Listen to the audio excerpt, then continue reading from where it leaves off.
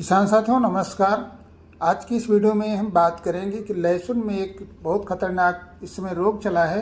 बहुत सारे किसान भाइयों के खेत में ये समस्या आ रही है कि लहसुन के पौधे का जो तना है यानी जड़ और तना यानी दोनों में सड़न लग रही है।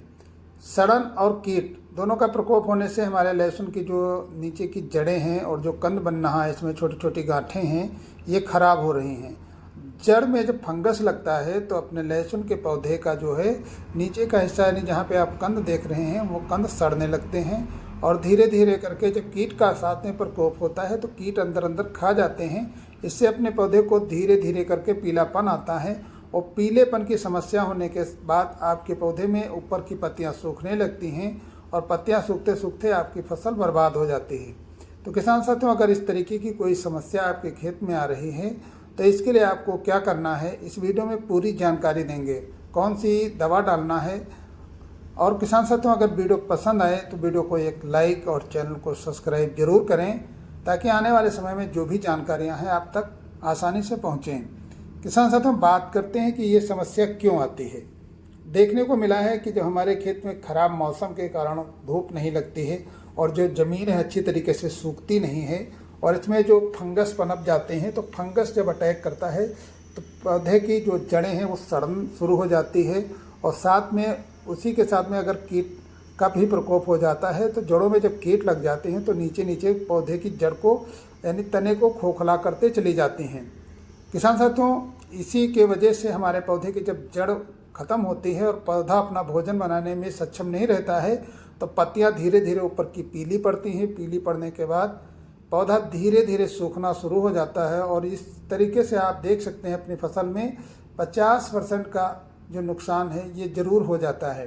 बहुत सारे किसान भाई समय से देख रेख ना करने के कारण अपनी फसल को गंवा बैठते हैं।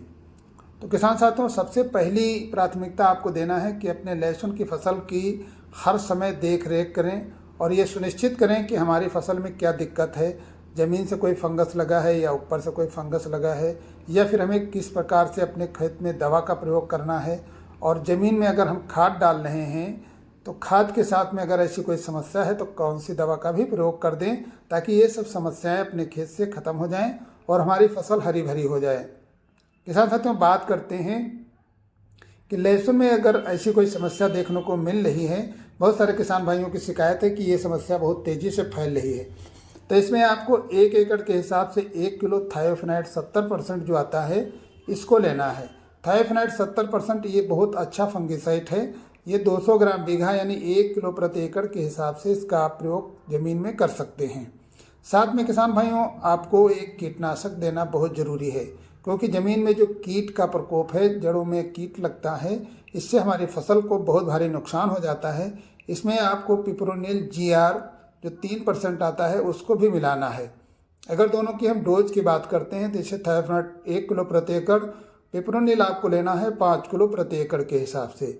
इन दोनों चीज़ों को मिलाना है। आप किसी भी खाद के साथ, जैसे आप DAP डाल रहे हैं या NPK डाल रहे हैं, कोई भी खाद ले रहे हैं, लहसुन आपका 70-75 दिन का हो गया है तो आप यूरिया नहीं दे रहे हैं, इसलिए किसी भी खाद या किसी मिट्टी, रेत, इन सब चीज़ों में मिला करके अपने खेत में इसका बुरकाव करें।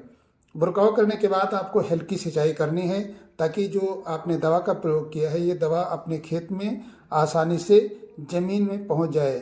किसान साथियों, जब ये अपने ज़मीन में पहुंचेगी और धीरे धीरे इसका असर होगा तो आपको ये पौधे सूख रहे हैं, सूखना बंद हो जाएगा, जड़ों का विकास पुनः शुरू हो जाएगा और जो फंगस का अटैक है ये ख़त्म होगा और जो कीट लगे हुए थे अभी तक जो आपके पौधे को नुकसान पहुंचा रहे थे, इन कीटों का भी प्रकोप धीरे धीरे करके नष्ट हो जाएगा और आपकी फसल पुनः जीवित हो जाएगी।